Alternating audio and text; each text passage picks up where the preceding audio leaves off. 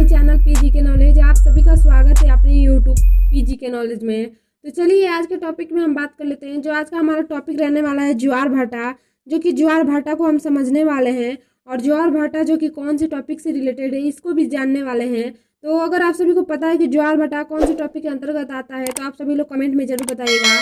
तो सबसे पहले आज के लिए हम कुछ बहुत ही इंपॉर्टेंट, क्योंकि आज के लिए हम बहुत ही एक इम्पोर्टेंट बात बताने वाले हैं वीडियो के एंड में। तो आप सभी लोग वीडियो के एंड में बने रहिएगा, जो कि हम वीडियो के एंड में बहुत ही इंपॉर्टेंट एक बात बताने वाले हैं। तो ये बहुत ही इंपॉर्टेंट बात है, जैसे कि अगर आपका एमए है, एमए आप कर रहे हो, पीजी कर रहे हो, तो उससे रिलेटेड ये बात है जो कि एमए का पेपर होने वाला है। अगर आप सेकेंड में हो, फर्स्ट में, थर्ड में या फोर्थ में हो तो आप कमेंट में ज़रूर बताइएगा। और अगर आपको किसी भी टॉपिक से रिलेटेड कुछ भी क्वेश्चन पूछना हो तो कमेंट में ज़रूर बताइएगा। और हम बता दें कि एमए का जो थर्ड सेमेस्टर का पेपर है, जिस लोगों का थर्ड सेमेस्टर का पेपर होने वाला है तो उसका नोटिफिकेशन आया है, नहीं आया है, पेपर होने वाला है, नहीं होने वाला है, उसका सीरीज अवेलेबल हो चुका है या नहीं हुआ है, और क्या टॉपिक रहेगा, तो सभी बातों पे हम चर्चा करेंगे। और इतना बता दें कि हाँ, जो कि थर्ड सेमेस्टर का सीरीज आ चुका है और क्या क्या रहने वाला है और किस टॉपिक से आप पढ़िएगा और कौन से टॉपिक लीजिएगा, इसके बारे में हम वीडियो के एंड में बताने वाले हैं। तो चलिए आज का हम जो ज्वार भाटा का टॉपिक है इसे हम कंप्लीट कर लेते हैं, जो कि आपके टॉपिक से रिलेटेड है। और यह यूपीएससी, पीसीएस, बीपीएससी, कोई भी अदर स्टेट का पीसीएस हो या यूजीसी नेट हो या यूजी कर रहे हो या पीजी कर रहे हो, एमएससी कर रहे हो या बीए कर रहे हो, ये सारे टॉपिक के लिए बहुत इंपॉर्टेंट है। तो चलिए, अभी तक आप सभी लोग हमारे चैनल को सब्सक्राइब नहीं करे हो तो सब्सक्राइब कर लो और बेल आइकन को भी प्रेस कर लीजिए। तो चलिए जान लेते हैं आज का जो है ज्वार भाटा। समुद्र जल के कई प्रकार की गतियां पाई जाती हैं। समुद्री जल में कई प्रकार की गतियां पाई जाती हैं, जैसे लहर, जलधारा, ज्वार भाटा। क्या होता है कि कई प्रकार की यह समुद्र में गतियां पाई जाती हैं समुद्र जल की, और वह लहर होती है, जलधाराएं होती हैं और ज्वार भाटा होता है। सर्वप्रथम मोरे महोदय ने ज्वार भाटा को परिभाषित करते हुए कहा है, जो कि कौन है, यह मोरे महोदय ने ज्वार भाटा को परिभाषित करते हुए कुछ बताया हुआ है। तो क्या बताया कि सूर्य और चंद्रमा की आकर्षण शक्ति के कारण समुद्री तल के नियमित रूप से ऊपर उठने और नीचे बैठने की क्रिया को ज्वार भाटा कहते हैं। तो किसे कहते हैं? जब सूर्य और चंद्रमा की आकर्षण शक्ति के कारण समुद्री तल के नियमित रूप से, क्या होता है, यह नियमित रूप से होता है, यानी कि इन लोगों का समय निर्धारित होता है, नियमित रूप से होता है, और यह ऊपर उठती हैं और नीचे बैठने की क्रियाओं को ज्वार भाटा कहते हैं। मतलब सीधी शब्दों में समझे तो समुद्र का जो पानी होता है वह कहीं पे कम हो जाता है और कहीं पे ज़्यादा हो जाता है। तो ये क्यों होता है और कैसे होता है? यह क्या होता है कि ये नियमित रूप से होता है। अगर आज 6:13 पे एक जगह पे पानी कम हुआ है तो कल भी इतने ही समय पे वहाँ पे पानी कम होगा, और कहीं पे अगर 6:14 पे अगर पानी की स्तर ज़्यादा हो चुका है तो वहाँ पे भी कल भी उसी समय में पानी का स्तर क्या हो जाएगा, ज़्यादा हो जाएगा।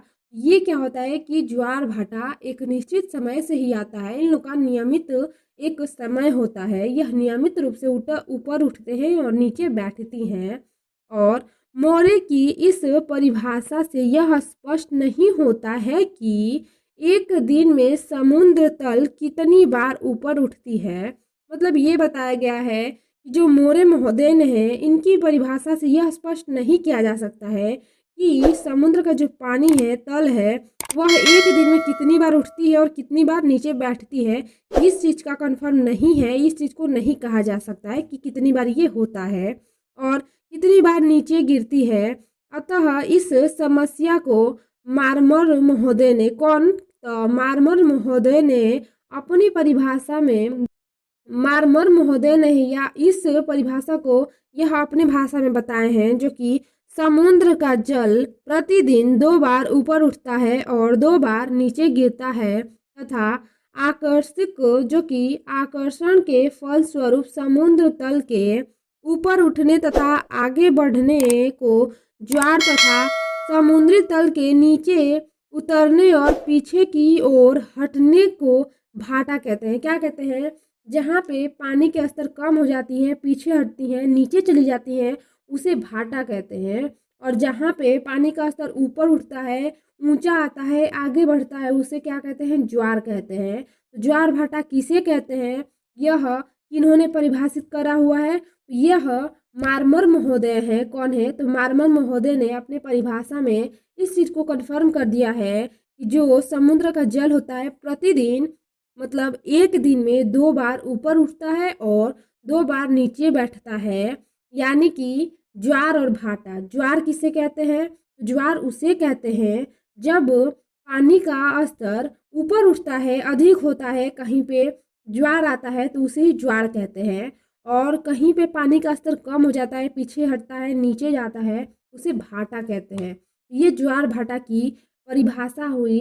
इस प्रकार स्पष्ट है कि नियमित रूप से समुद्र जल का ऊपर उठना और नीचे बैठने को ही ज्वार भाटा कहते हैं। तो ये क्या है? ज्वार भाटा की परिभाषा। ज्वार भाटा किसे कहते हैं? ज्वार भाटा एक दिन में 2 बार नियमित रूप से ऊपर उठते हैं और नीचे बैठती हैं, 2 बार ये होता है। और यह जो कि ज्वार भाटा, ज्वार का मतलब जहाँ पे पानी का स्तर ज़्यादा हो जाता है उसे ज्वार कहते हैं, और जहाँ कम हो जाता है वहाँ पे भाटा आता है। ये ज्वार भाटा एक नियमित रूप का मतलब कि प्रतिदिन एक निश्चित समय पे ही यह ऊपर उठता है और नीचे बैठता है। इन लोग का समय निर्धारित होता है। यह ज्वार भाटा का क्या है? एक सिंपल साधारण एक यह परिभाषा है ज्वार भाटा का। और ज्वार भाटा के संबंध में मानव प्राचीन काल से ही जानने को उत्सुक रहा है।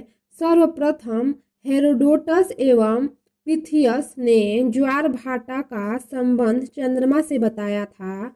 उसके बाद में रोमन भूगोलवेत्ता जो कि प्लिनी ने ज्वार भाटा का विस्तृत अध्ययन किया, जो कि 17वीं शताब्दी में न्यूटन महोदय ने गुरुत्वाकर्षण शक्ति का न केवल खोज किया बल्कि ज्वार भाटा की उत्पत्ति के संबंध में 1667 ईस्वी में संतुलन का सिद्धांत प्रस्तुत किया, जो कि किसने?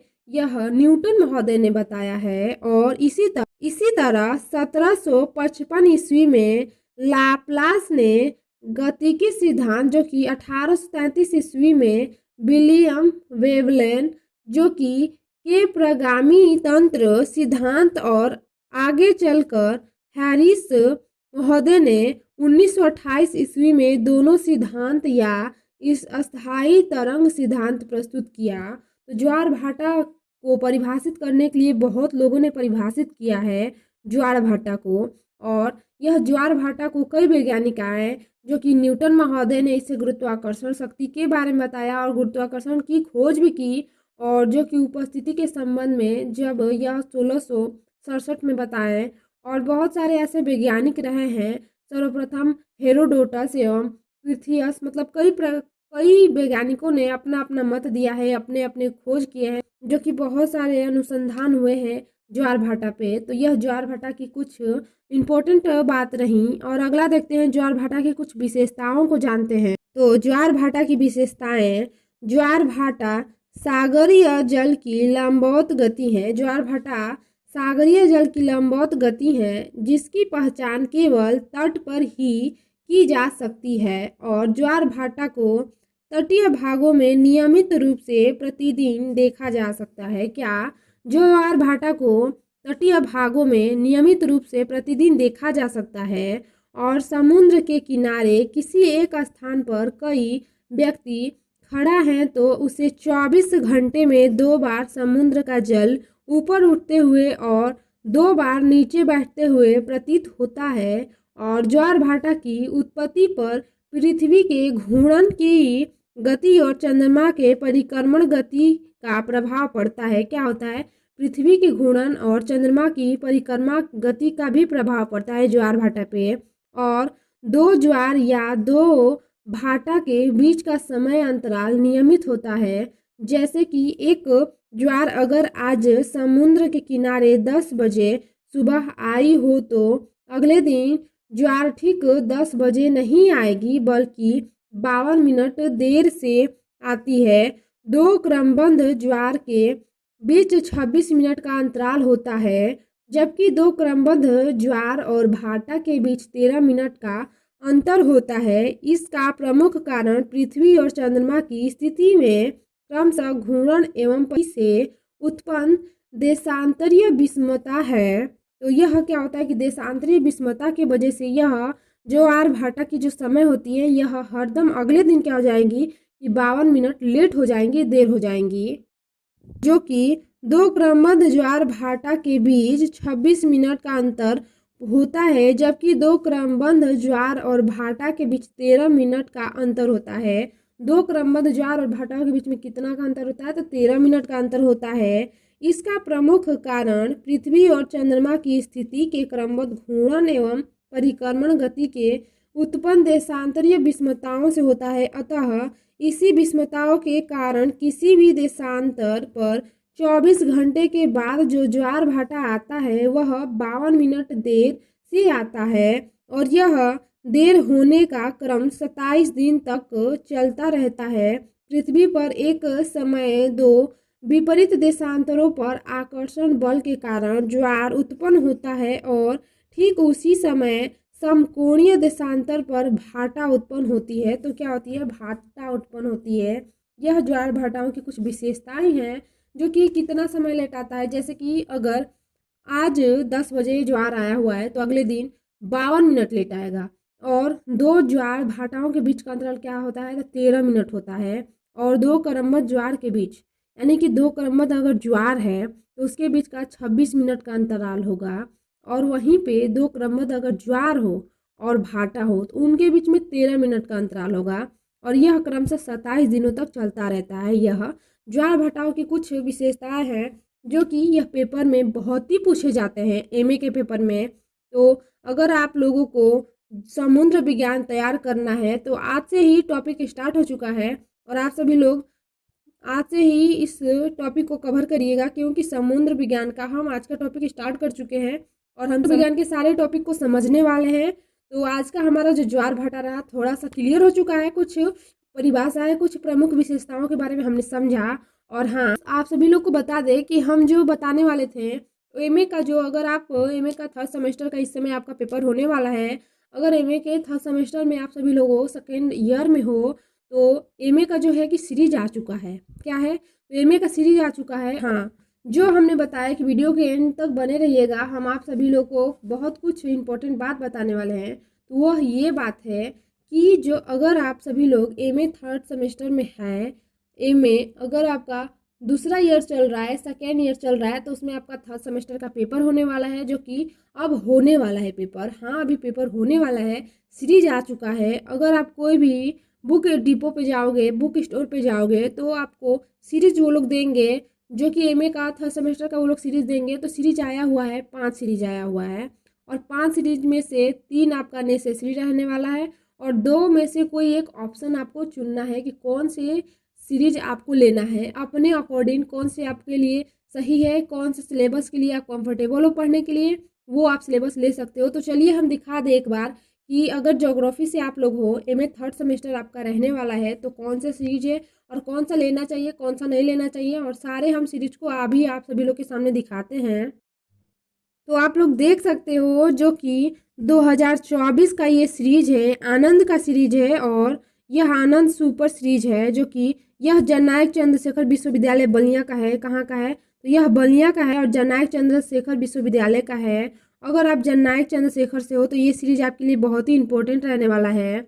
और यह एमए का है, द्वितीय वर्ष तृतीय सेमेस्टर का रहने वाला है, जिसमें आप सभी को क्या है, तो पहला जो आप लोग का रहने वाला है, पहला क्या है, तो पहला आप सभी का रहने वाला है जलवायु विज्ञान और समुद्र विज्ञान। क्या है? तो जलवायु विज्ञान है और समुद्र विज्ञान है। ये जो फर्स्ट सीरीज है यह आपका जलवायु विज्ञान और समुद्र विज्ञान, यानी कि आपको जलवायु विज्ञान है और समुद्र विज्ञान भी पढ़ना है। ये आप लोग का कोई ऑप्शन में नहीं है, ये आप लोग का नेसेसरी है, ये रहेगा ही। और अगला सीरीज है, तो ये सेकेंड सीरीज है, जो कि सेकेंड सीरीज भी इम्पोर्टेंट है और ये भी ऑप्शन वाला नहीं है, ये नेसेसरी है आपका, ये रहेगा ही।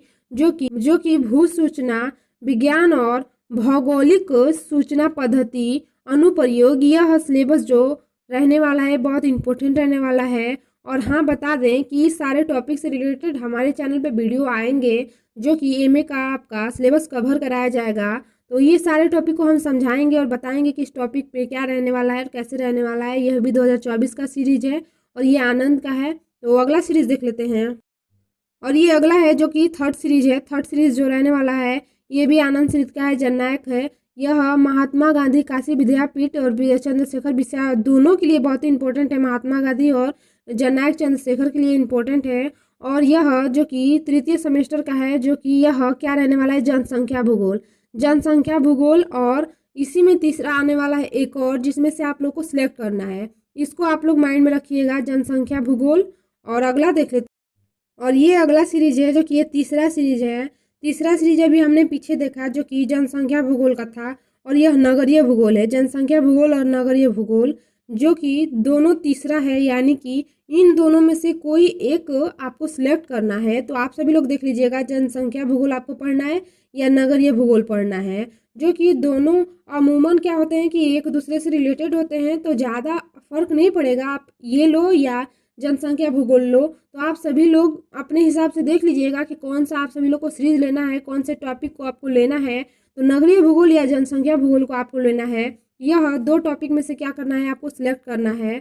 और अगला जो रहने वाला है फोर्थ वाला, तो वह अधिवास का ग्रामीण भूगोल, जो कि अगर आप नगरीय ले रहे हो ना, तो क्या होता है कि अधिवास का जो ये ग्रामीण भूगोल है, अधिवास का ही यह पार्ट होता है। क्या होता है, अधिवास का ही एक नगरीय भूगोल एक टॉपिक होता है। अधिवास का ग्रामीण भूगोल अगर ले रहे हो आप, तो जाहिर सी बात है कि आपका फोर्थ सेमेस्टर अधिवास का ग्रामीण भूगोल है। अधिवास का ग्रामीण भूगोल का ही एक टॉपिक होता है नगरीय भूगोल। तो अगर आप नगरीय ले रहे हो ना, तो ये क्या होगा कि आपका बिना इसको तैयार किए ही आपका नगरीय भूगोल तैयार हो जाएगा, क्योंकि यह ग्रामीण भूगोल के अंदर का टॉपिक होता है। अगर आप जनसंख्या भी ले रहे हो तो कोई दिक्कत नहीं है, जनसंख्या तो और ईजी है। आप सभी लोग अपने माइंड से भी सोच के उस टॉपिक को लिख सकते हो, उस टॉपिक को पढ़ सकते हो। तो आप सभी लोग देख लीजिएगा, यह 5 सीरीज थे, जिनमें से 2 सीरीज ऑप्शन था, एक जनसंख्या भूगोल, नगरीय भूगोल। तो उन दोनों में से कोई एक आपको सिलेक्ट करना है, कौन सा आपको लेना है, नहीं लेना है। तो आप सभी लोग वो देख लीजिएगा कौन सा सीरीज आपके लिए सही है और नहीं है।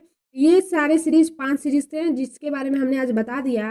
तो आज के लिए यह इतना ही हम रखने वाले हैं, क्योंकि वीडियो क्लास में हम यही बताने वाले थे। और हाँ, ये भी बता दें कि सीरीज आ चुका है, इसका मतलब पेपर भी होने वाला है। तो नोटिफिकेशन जारी हो जाएगा, जब भी बहुत जल्दी जारी हो जाएगा। तो आप सभी लोग अपनी तैयारी को जारी रखिएगा, कंटिन्यू रखिएगा, क्योंकि पेपर कब हो जाए अचानक से हो जाता है, पता नहीं चलता है। तो आप सभी लोग पहले से ही तैयारी करिएगा, पहले से प्रिपरेशन करते रहिएगा। और यह एमए का थर्ड सेमेस्टर अगर आप सभी लोग का है, तो ये सीरीज आप लोग के लिए बहुत ही इंपॉर्टेंट है। अगर आप महात्मा गांधी काशी विद्यापीठ के हैं या जननायक चंद्रशेखर के हैं, यह 2-3 जो किस था दोनों के लिए है। तो आप सभी लोग ले सकते हो, और ये सीरीज आ चुका है मार्केट में, और आप सभी लोग जाके ले सकते हो। तो चलिए आज के लिए इतना ही। अगर अभी तक आप सभी लोग हमारे चैनल को सब्सक्राइब नहीं किए हो तो कर लो, और हमारे वीडियो को ज़्यादा से ज़्यादा लाइक और शेयर करिए, ताकि जिसे आवश्यकता हो ये वीडियो उस लोगों के पास जा सके, और कोई भी इस जानकारी से पीछे ना रह सके कि सीरीज आया नहीं आया, कौन सा लेना है, कौन सा टॉपिक सही है नहीं है। थर्ड सेमेस्टर में थोड़ा सा ट्रिकी है, क्योंकि ऑप्शन सेलेक्ट करना है। बहुत सारे लोग जाके क्या करेंगे कि मार्केट में 5 सीरीज उठा लाएंगे, बट 5 का नहीं पढ़ना है, केवल 4 ही पढ़ना है। उसमें से केवल एक को वहाँ पे छोड़ के ही आना है। तो ये बहुत ही इंपॉर्टेंट बात है। तो चलिए आज के लिए इतना ही। Thank you so much. जय हिंद, जय भारत।